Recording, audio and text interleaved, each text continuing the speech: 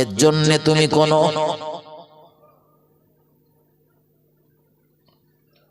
এর জন্য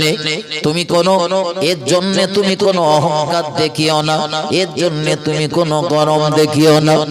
ও বাবা মঈনুদ্দিন, এতে তোমার কোনো কৃতিত্ব নেই, কোনো কৃতিত্ব নেই।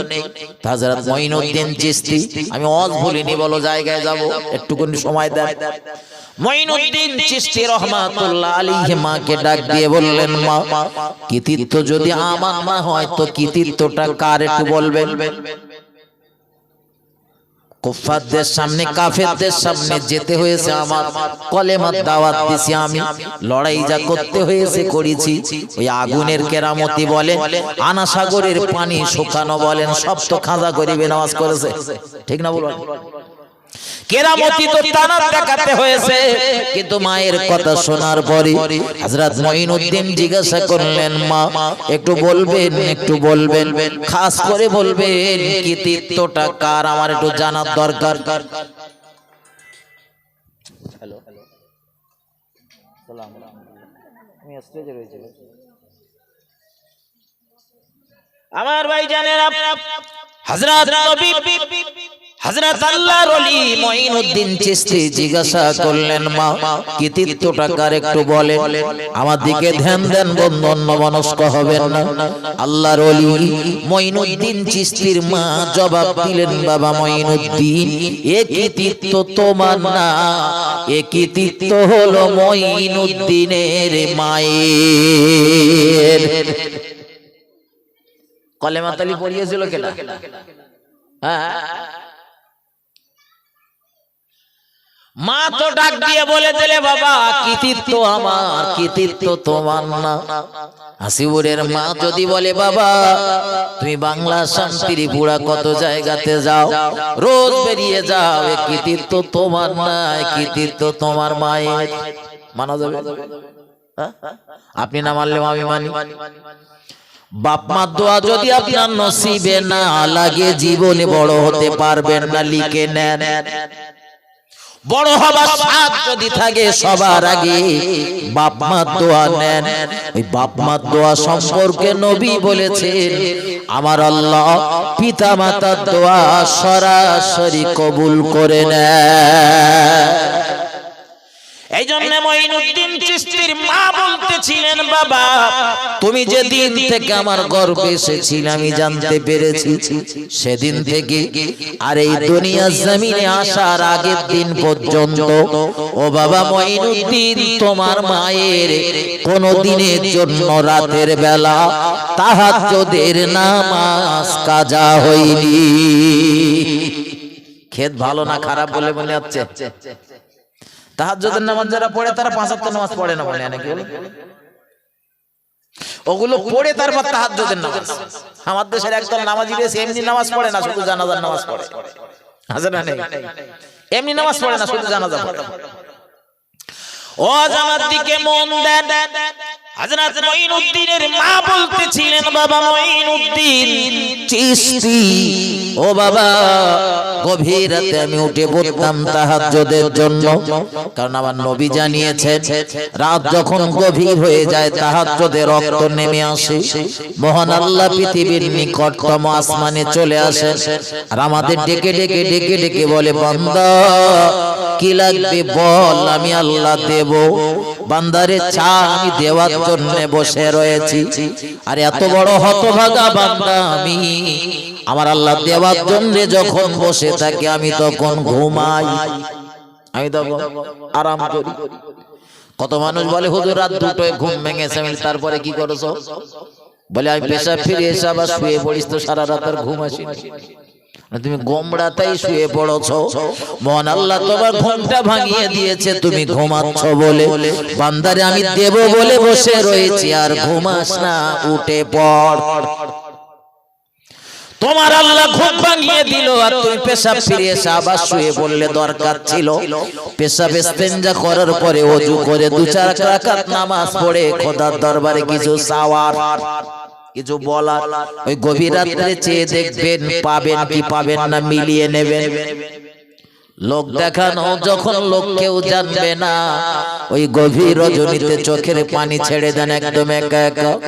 ওগো আল্লাহ, এত অন্যায় এত পাপ আমি করেছি, আমার পাপগুলো যদি দেহে আপনি বাদিয়ে দিতেন, আর লোক যদি দেখতে পেত, লোক যদি দেখতে পেত, হাসিবুরের মুখ দেখানোর ক্ষমতা ছিল না। কিন্তু রব আপনি এত দয়াময়, আমার পাপগুলোরে গোপন করে রেখেছে, তাই বাংলার মানুষ আমারে হুজুর হুজুর করে। ওগো রব, ওগো রব, তোমার শাহী দরবারে গভীর রজনীতে হাত তুলেছি, আমায় ক্ষমা করে দাও, মাফ করে দাও। আল্লাহ আমার প্রতি আর রাগ করে থেকো না, ওগো দয়াময়, আপনার রহমত দ্বারা আমার বেষ্টন করে নাও। কোনদিন বলেছেন? বলেছেন আল্লাহ আমার জমি দাও, টাকা দাও, ইলিতে ব্যস্ত, ইলিতে ব্যস্ত। জীবনের গোনা ঝরা, জীবনের গোনাগুলো ছড়িয়ে ফেলেন, বেগুনা মাসুম হবার চেষ্টা করেন, আল্লাহ সব এমনিতে দেবে। পরকালমুখী চিন্তা ভাবনা ঢুকিয়ে নেন, দুনিয়া আপনার পায়ে হামাগুড়ি দেবে ইনশাআল্লাহ, চোখে দেখতে পাবেন। আমার ভাই খাজা মঈনুদ্দিন চিশতির মা বলতেছিল, ওই গভীর রজনীতে আমি উঠে পড়তাম তাহাজ্জুদের নামাজ পড়ে, ওই নামাজের মুসাল্লাতে বসে দুটো হাত তুলে রবের দরবারে কাঁদতাম, ও রব্বুল আলামিন, আল্লাহ আমার গর্ভে আপনি একটা সন্তান দিয়েছেন, জানি না ওটা ছেলে না মেয়ে, তবে রব আপনি যা দেবেন আমি তাতেই সন্তুষ্ট।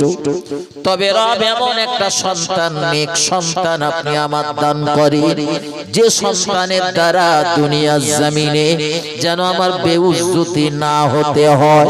ওগো আল্লাহ, যে সন্তানের দ্বারা আপনার দ্বীনের খেদমত নেবেন আপনি ব্যাপকভাবে, ও আল্লাহ আমার সন্তানটারে এমন সন্তান দান করুন, সে যেন আপনার দ্বীনের দায়ী হতে পারে।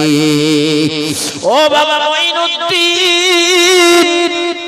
তোমার মায়ের চোখের পানি আমার আল্লাহ ফেরত দেয়নি, তোমার মায়ের চোখের পানির বিনিময়ে আল্লাহ তোমার মতো মঈনুদ্দিনকে বানিয়েছে। আমরা মা দোয়া লিতে পারি পারি পারি কি করলো? বিবির জন্য শাড়ি গন্ডায় গন্ডায় আসতেছে, মা একটা ছেঁড়া যায় শাড়ি পরতেছে, ওর বেলা আমার পয়সা নেই। খুব ভালো কাজ করতেছি না? আমার আমার আমার সম্পদের, আমার সম্পদের আপনার না, আজ আপনার দিক ঘুরিয়ে নেবেন, ঠিক হয়ে যাবে। আমার সম্পদে যত টাকা পয়সা রয়েছে, সব টাকা পয়সা ব্যয় করার উত্তম জায়গা হলো আমার বাপ মা, সবার আগে হকদার। আমি পরের মেয়ে দিচ্ছি, ওরও অধিকার রয়েছে, দেন, আমি বাধা দেব না, কিন্তু আমার মার বাপটারও তো একটা দেওয়ার দরকার ছিল, ছিল না? ছিল না? এই প্রচন্ড শীতে আমার মাটা কাঁপতেছে, আর গিন্নির বেলা 4টে শাল, মার বেলা একটা জোটে না। তোমার নসিবে তোমার বাপ মার দোয়া জোটবে, ভাবলে। ও নওজোয়ান তরুণ বন্ধুরা, এগিয়ে চলুন। আমি যেটা বোঝাতে চাইছিলাম, ক্ষেত ভালো হলে ফসল ভালো হয়, তাই ইব্রাহিম নবীর বেটা দুটো ভালো, আবার সেই নবী ইব্রাহিমের বেটা ইসহাকের বংশে আল্লাহ দিলেন দুনিয়া বিখ্যাত আরেকজন নবী হযরত ইয়াকুব আলাইহিস সালামকে। তিনিও ঘুমিয়ে রয়েছেন ফিলিস্তিনে। ও বাবাজি ভাইজানেরা, এই ইয়াকুব নবীর বংশে, ইয়াকুব নবীর ঔরসে আল্লাহ আরেকজন নবীকে পাঠিয়ে দিলেন। ও নবীটার নাম হলো হযরত নবী ইউসুফ আলাইহিস সালাম। নাম শুনেছেন? বংশ দেখেছেন? দেখার মতন বংশ। অহংকার যদি করতে হয় তো ওরা করুক, তা না আমরা অহংকারে বিধিব্যস্ত। হযরত নবী ইউসুফ আলাইহিস সালাম যে জমিনটাতে ঘুমিয়ে রয়েছেন, আরাম করছেন, ওই জমিনটার নাম হলো ফিলিস্তিন। ফিলিস্তিনের জমিনে আল্লাহ পাকের কত নবী ঘুমিয়ে রয়েছেন, একটা একটা করে আঙ্গুল দিয়ে গুনে নেন। আল্লাহ পাকের আরো একজন নবী ঘুমিয়ে রয়েছেন ওই দেশটাতে, হযরত নবী ইউনূস আলাইহিস সালাম। নাম শুনেছেন? সেই যে সমুদ্রের মাছের পেটের ভিতরে চলে গিয়েছিল, তিনটে অন্ধকার, এক রাতের অন্ধকার, দুই সমুদ্রের গভীরের অন্ধকার, তিন নাম্বার মাছের পেটের ভিতরের অন্ধকার। তিনটে অন্ধকারের ভিতর থেকে আল্লাহকে ডাকতেছিলেন, লা ইলাহা ইল্লা আনতা সুবহানাকা ইন্নী কুনতু মিনাল যালিমিন। কি সুন্দর করে রবকে ডাকতেছিলেন। আমরা বিপদে পড়লে আগে মেম্বারের কাছে যাই, আমার দলের মেম্বার দেখে যান মেম্বারের কাছে, কিন্তু বিপদে পড়লে আগে বিপদের সংবাদটা রবের দরবারে দেবেন টেলিফোন করে। আল্লাহ আমি বিপদে পড়েছে, আমার মুসিবত থেকে উদ্ধার আপনাকে করা লাগবে।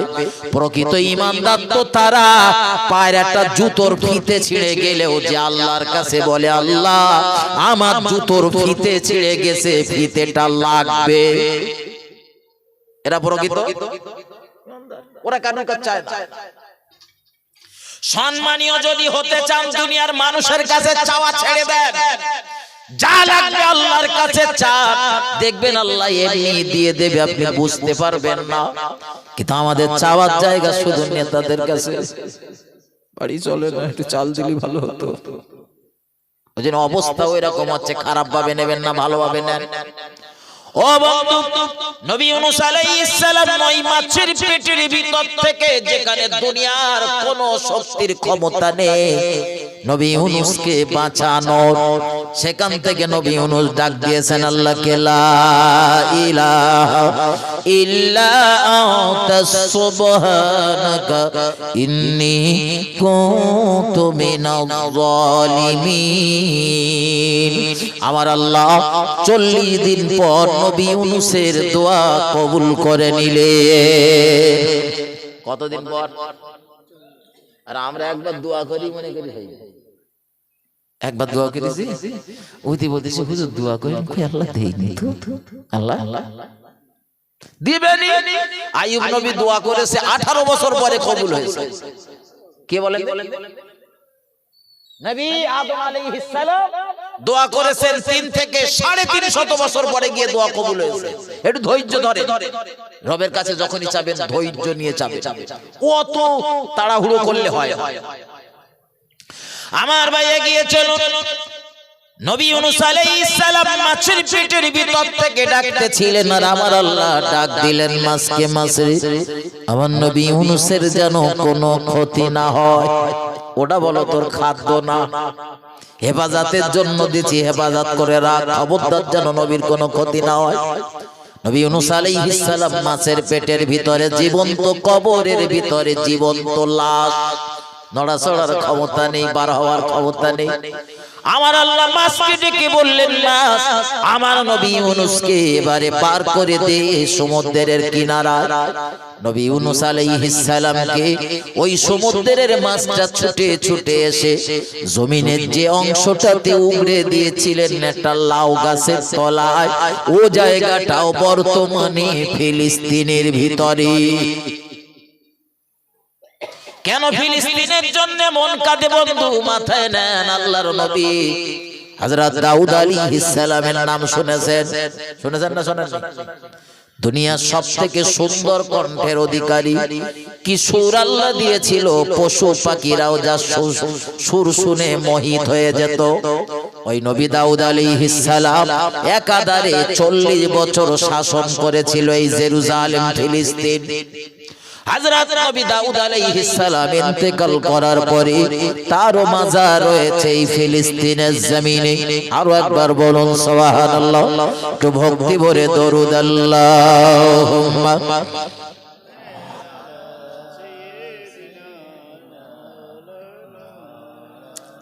ওয়া আলা আলি সাইয়্যিদিনা। রহমতে আলম নবী নূরে মুজাসসাম, সাহাবীরা আতর বানায় ওই নবীজির ঘাম। রহমতে আলম নবী নূরে মুজাসসাম, সাহাবীরা আতর বানায় ওই নবীজির ঘাম। বাবাজি উস্তুনে হান্না নামে ছিল একটি খেজুর গাছের নাম, যাকে ধরে খুতবা দিতেন রাসূল আকরাম। গাছটি নবীর বিরহে কাঁদিতে রহে, গাছ নবীর বিরহে কাঁদিতে রহে। অবাক হলো দেখে, অবাক হলো দেখে যত নবীর সাহাবায়ে কেরাম। রহমতে আলা নূরে মুজাসসাব, রহমতে আলা নূরে মুজাসসাব। সাহাবীরা আতর বানায় ওই নবীজির ঘাম। আল্লাহুম্মা সাল্লি আলা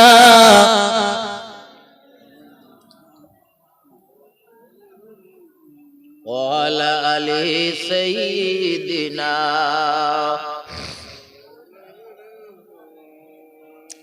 আমার ভাইজানেরা গিয়ে চলুন, আল্লাহ পাকের আরো একজন নবী হযরত নবী দাউদ আলাইহিস সালামের মাজার রয়েছে এই দেশটাতে। নবী দাউদ আলাইহিস সালাম একদিকে ছিলেন নবী, অপর দিকে ছিলেন বাদশা। 40 বছর বাদশাহী করেছিলেন এই দেশটাতে। ওই নবী দাউদ আলাইহিস সালামের একজন বেটার নাম হলো হযরত নবী সুলাইমান আলাইহিস সালাম। নামটা শোনা শুনেছেন নামটা? দুনিয়ার ইঞ্চি ইঞ্চি মাটির ক্ষমতা আল্লাহ যার দিয়েছিলেন, আপনি যেখানে বসে রয়েছেন ও জমিনের মাটির রাজত্ব তার দেওয়া হয়েছিল। এত বড় শাসক আল্লাহ তার বানিয়েছিলেন। দুনিয়ার 4 জনকে পাওয়ার আল্লাহ দিয়েছিলেন। কজনকে? 4 জন। তার ভিতরে 2 জন ঈমানদার আর 2 জন কাফের।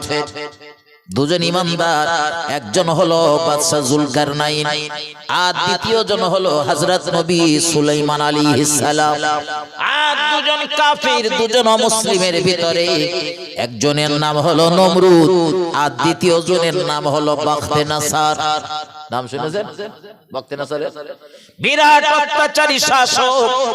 একদিনে জেরুজালেম আক্রমণ করে জেরুজালেম শহরটারে গুঁড়ো করে দিয়েছিল। টোটাল শহরটারে একটা আধা বাড়ি নয়, টোটাল শহরটা জ্বালিয়ে পুড়িয়ে ছাই করে দিয়েছিল। আল্লাহর ঘর মসজিদুল আকসার উপরে আক্রমণ করে মসজিদুল আকসা ভেঙে দিয়েছিল। একদিনে 70,000 ঈমানদারদেরকে মার্ডার করেছিল। একদিনের ভিতরে 1 লক্ষ ঈমানদারদেরকে বন্দী করে বাবেল শহরে নিয়ে গিয়েছিল। টোটাল বিশ্বে যত ধর্মীয় গ্রন্থ ছিল সমস্ত ধর্মীয় গ্রন্থগুলো এক জায়গায় করে ওগুলো আগুন লাগিয়ে পুড়িয়ে ছাই করে দিয়েছিল। এত বড় অত্যাচারী শাসক, অথচ আল্লাহ তার দুনিয়ার ইঞ্চি ইঞ্চি জমিনের বলেন মালিক বানিয়েছিলেন। 2টো পয়সা হয়ে গেলে এই জন্য দেখবেন আমার দেশেরও কিছু মানুষ রয়েছে আর যেন কারোর কিছু মনে করে না, ও একলাই মানুষ আর দুনিয়া যা রয়েছে সব মানুষ না। হযরত মাতায়ের নবী সুলাইমান আলাইহিস সালাম এই দেশটার উপরে রাজত্ব করেছেন। শুধু এখান থেকেই রাজত্ব পরিচালনা করেছেন একাধারে 30 বছর। একটু মহব্বত করে বলুন সুবহানাল্লাহ। কি ফিলিস্তিনের যুদ্ধ চলতেছে বন্ধু, কেন মনটা কাঁদে ওখানার জন্য? আল্লাহর অসংখ্য নবী শুয়ে রয়েছেন ওই দেশটাতে। হযরত নবী সুলাইমান আলাইহিস সালাম ইন্তেকাল করার পরে তারও মাজার রয়েছে এই মসজিদুল আকসার গ্রাউন্ডে। এতগুলো নবী শুয়ে রয়েছেন যে নামগুলো জানা যায় আর নাম জানা যায় না। আরো নবী শুয়ে রয়েছেন। দেশটার কত মর্যাদা বোঝেন? ও বন্ধু, আমি যেটা আপনাদের বোঝাতে চাইছিলাম, আমরা রাসূলের উম্মত, রাসূলের ভক্ত, রাসূলের আদরের উম্মত। রাসূলের আদর্শ অনুযায়ী যদি জীবন সাজাই আমরা ইজ্জত সম্মান প্রাপ্ত হব, কিন্তু বেউজ্জতি হচ্ছে কেন? আমার নবীর জীবনের দিকে তাকিয়ে দেখুন। 63 বছরের জিন্দেগিতে নবী কখনো নামাজ ছাড়েনি। নামাজ ছাড়েনি ইচ্ছাকৃত। একা ওয়াক্তের নামাজ কাজা হয়েছে, ওটা আমাদের জন্য মঙ্গল। একটু বলুন সুবহানাল্লাহ। যদি বলেন হুজুর নবীর নামাজ কাজা হয়েছে তাতে আমাদের মঙ্গল কি? মঙ্গল রয়েছে। নবীর নামাজ কাজা না হলে কাজা নামাজের নিয়ম আমরা পেতাম না। আমরা পারতাম না। এজন্য নবীর এক রাকাত এক ওয়াক্তের নামাজ কাজা হয়েছে, তাতে আমাদের মঙ্গল, আমরা কাজা নামাজের নিয়মটা পেয়েছি। ও বন্ধু মাথায় না, আল্লাহর নবী মুহাম্মদুর রাসূলুল্লাহ সাল্লাল্লাহু আলাইহি ওয়াসাল্লাম নামাজের কত গুরুত্ব দিতেন, কিন্তু আমরা তারই উম্মত, কিন্তু নামাজ সম্পর্কে আমরা কতটা উদাসীন। আমি সচরাচর নামাজের আলোচনা করি না, তবে আজকে 2-1 মিনিট একটুখানি বলতেছি, মাথায় ঢোকা। নামাজ বড় কঠিন বিষয়। ও রাসূলের আদরের উম্মতেরা, নামাজ ছাড়া তোমরা ছাড় পাবে না, নিষ্কৃতি পাবে না। আজ তোমার গায়ে রক্তের জোর রয়েছে বলে মনে হচ্ছে কিছুই হবে না, জোর কমলে আর কবরে গেলেই তুমি বুঝতে পারবে কি হবে আর কি হবে না। নামাজ এত কঠিন বিষয় যে রাসূল জান্নাত উৎপাদন করবেন, জান্নাতীদের ঝান্ডা থাকবে যার হাতে। যিনি জান্নাতে না গেলে দুনিয়ার কোন নবীর উম্মতেরা জান্নাতে যেতে পারবে না। সেই নবীর জীবনে কোনোদিন নামাজ কাজা হয়নি ইচ্ছাকৃত। তার মানে কি নামাজ ঠেলে ফেলে দেওয়া জিনিস বলে মনে হয়। এই নামাজ পড়তে গিয়ে আমার নবীর কাবার চত্বরে পাথর মেরে রক্তাক্ত করা হয়েছে। এই নামাজ আদায় করার জন্য আমার নবীর গায়ে ধুলো বালি ছড়িয়ে দেওয়া হয়েছে। এই নামাজ পড়ার জন্য আমার নবীর স্কন্ধের উপরে উটের পচা নাড়ি ভুঁড়িগুলো চাপিয়ে দেওয়া হয়েছে। এই নামাজ নবী আদায় করার জন্য আল্লাহর নবীর মাথাটা জমিনের সাথে ঠুকে দেওয়া হয়েছে। ও মুহাম্মদ, তুমি নামাজ পড়বা না? নবী নামাজ কায়েম করার জন্য এত মার খেলেন। ও নবীর আদরের উম্মত, ওই নবী যখন দুনিয়া থেকে চলে যাবে, জিবরাইল আমিন নবীর দরবারে বারবার আসতেছেন। মৃত্যুর 4 দিন আগে, খুব মনোযোগ দিয়ে শুনবেন, মৃত্যুর 4 দিন আগে জিবরাইল আমিনের আগমন আমার নবীর দরবারে। আল্লাহর নবীকে সালাম দিলেন, ইয়া রাসূলুল্লাহ, ইয়া হাবিবাল্লাহ, হুজুর কেমন আছেন? তার রাসূল জবাব দিয়ে বললেন, ভাই জিবরাইল, আমি খুব ভালো নেই, শারীরিক অসুস্থতার ভিতরে রয়েছে, খুব কষ্ট হচ্ছে ভাই জিবরাইল। আমি মুহাম্মাদুর রাসূলুল্লাহ বড় কষ্টে রয়েছি, আমার আল্লাহকে জানিয়ে দেবেন। জিবরাইল বলেন, হুজুর, রবি তো আমায় পাঠিয়েছেন সংবাদ নেবার জন্য, আমার নবী কত কষ্টে রয়েছে ইমানদার। জিবরাইল ফেরত চলে গেল। দ্বিতীয় দিন জিবরাইলের আবার আগমন হলো দয়ার নবী রাহমাতুল লিল আলামিনের দরবারে। আমার নবীর দরবারে জিবরাইল একবার করে সর্বমোট 22,000 বার এসেছিলেন। কোরআনের আয়াত 6,666টা, শুধু আয়াত নিয়ে যদি আসতেন তো 6,666 বার হতো। শুধু আয়াত নিয়ে না বন্ধু, আমার নবীর যখন যেটা জানার প্রয়োজন হয়েছে জিবরাইল হাজির। জিবরাইল নবীকে জানিয়ে বুঝিয়ে চলে গিয়েছেন। হযরত জিবরাইল দ্বিতীয় দিন এসেছেন। আমার নবী আর 2 দিন দুনিয়াতে থাকবেন। এত কষ্টে রয়েছেন, নবী জ্ঞান হারিয়ে ফেলছেন, অজ্ঞান হয়ে যাচ্ছেন।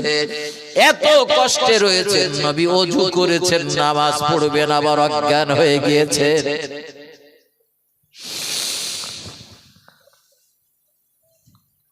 ও বাবাজি ভাই জানেন, বিশ্ব নবী মুহাম্মদুর রাসূলুল্লাহ এত কষ্টের ভিতরে রয়েছেন। জিবরাইল এসে সংবাদ দিলেন, ইয়া রাসূলুল্লাহ, আপনি কেমন আছেন? আমার নবী আবার জবাব দিলেন, জিবরাইল ভাই, আমি খুব ভালো নেই, খুব কষ্টে রয়েছে আমি। যে নবীকে তায়েফের জমিনে বৃষ্টির মতো পাথর নিক্ষেপ করার পরেও কাঁদাতে পারিনি, চোখে পানি আসেনি, আমার সেই নবীর চোখের কোণাতে পানি। জিবরাইল, আমি ভালো নেই, কত কষ্টে রয়েছে নবী ভাবেন। আল্লাহ নবী মুহাম্মদুর রাসূলুল্লাহ উক্তি শুনে জিবরাইল চলে গেলেন। তৃতীয় দিন আবার জিবরাইল আমিনের আগমন হলো। আমার নবীকে সালাম দিলেন, ইয়া রাসূলুল্লাহ, ইয়া হাবিবাল্লাহ, হুজুর, হুজুর আপনি কেমন আছেন? আমার নবী আবার জবাব দিলেন, জিবরাইল রে ভাই আমি ভালো নেই। জিবরাইল চলে গেলেন। আজ বিশ্ব নবী মুহাম্মদুর রাসূলুল্লাহ দুনিয়ার জমিন থেকে বিদায় নেবেন। আমার নবী উম্মত গুলোরে এতিম বানাবেন। হযরত মুহাম্মদুর রাসূলুল্লাহ সাল্লাল্লাহু আলাইহি ওয়াসাল্লামের দরবারে জিবরাইলের আগমন হলো। নবী লক্ষ্য করলেন শুধু জিবরাইল না, আজ জিবরাইলের সাথে সাথে আজরাইলও এসেছে।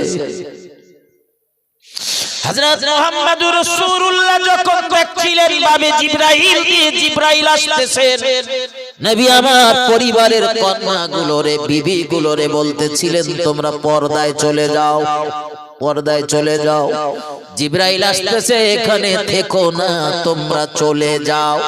নবীর বিবিরা, কন্যারা চলে গেলেন। ও বন্ধু, এই নবীর দরবারে আজরাইল আসার আগে নবী উম্মতের জন্য যতগুলো সাজেশন দিয়েছিলেন, উম্মতরে আজ তোদের কিছুই বলতে পারবো না, আমার জীবনের শেষ নসিহত নামাজ, নামাজ, নামাজ। খবরদার যেন তোরা নামাজ ছাড়িস না। নবীর জীবনের শেষ নসিহত উম্মতের জন্য, উম্মত নামাজ, নামাজ, নামাজ। আর আমি সেই নবীর আদরের উম্মত, নামাজ ছেড়ে দে মুদরাম ঘুমাই। নামাজে আমার কোনো টান নেই, মায়া নেই। কিছু মানুষ পড়ে নামাজ অলসতার সাথে পড়ে, আছে না নেই? ভর্তি হয় তাই পড়ে। গেছে তো একদম যেন মনে হচ্ছে মুরগির খোরাক গেছে, সেই রকম সেজদা মেরতেছে, উঠতেছে, লেখতেছে, উঠতেছে। একটু সহি শুদ্ধ ভাবে খুশি ও খুজুর সাথে নামাজ পড়ে। ও বাবাজি ভাই জানেন, আজরাইল আলাইহিস সালাম আল্লাহর হাবিবকে সালাম দিলেন, ইয়া রাসূলুল্লাহ, ইয়া হাবিবাল্লাহ, হুজুর আমি আজরাইল এসেছি আপনার দরবারে আপনার রূহ সিজ করার জন্য। হুজুর আপনি যদি অনুমতি দেন আপনার রূহ সিজ হবে, আর অনুমতি যদি না দেন আমার আল্লাহ জানিয়ে দিয়েছেন আজরাইল তুমি চলে আসবে। আমার নবী যতদিন খুশি থাকতে চায় থাকুক। একটু মহব্বত করে বলুন সুবহানাল্লাহ। আমাদের কাছে আজরাইল এসে এরকম বলবে যে হুজুর আপনি থাকেন, যদি থাকার ইচ্ছা হয়। ধরেন বোঝানোর জন্য বলছি, সকালবেলা আজরাইল এসেছে, আমার রূহ সিজ করবে। আমি যদি বলি ভাই আজকের দিনটা ফিরে যাও, আজকে এই বাগজলে একটা দাওয়াত রয়েছে, সে কুশোডাঙ্গে একটা রয়েছে, এই দুটো সেরে আসি তারপরে এসে করে। আজরা বলবেন ঠিক আছে হুজুর, ও দুটো সেরে আসেন, মালটা নিয়ে আসেন, তারপর আসবেন নাকি বলবে? ও বন্ধু ব্যথা নেবেন না, নবীদের সঙ্গে ফেরেশতারা অত্যন্ত সম্মানজনক ব্যবহার করতেন। আল্লাহ নবীর সম্মুখে এসে ডাক দিয়ে বললেন, হুজুর আপনি অনুমতি দিলে রূহ সিজ হবে, অনুমতি না দিলে আমি ফেরত যাব। মহব্বত করে বলুন সুবহানাল্লাহ। আর আমাদের কাছে এলিয়ে এক সেকেন্ডও সময় দেবে না। আমি যতই বলি আমার এই কাজ রয়েছে, এই কাজ রয়েছে, বলে থাক তোমার কাজ। আমার বন্ধু অন্যান্য নবীদের কাছে যখন আজরাইল এসেছে, তাদের কাছে আজরাইল অনেকের কাছে জানতে চেয়েছেন হুজুর আপনি থাকবেন না যাবেন?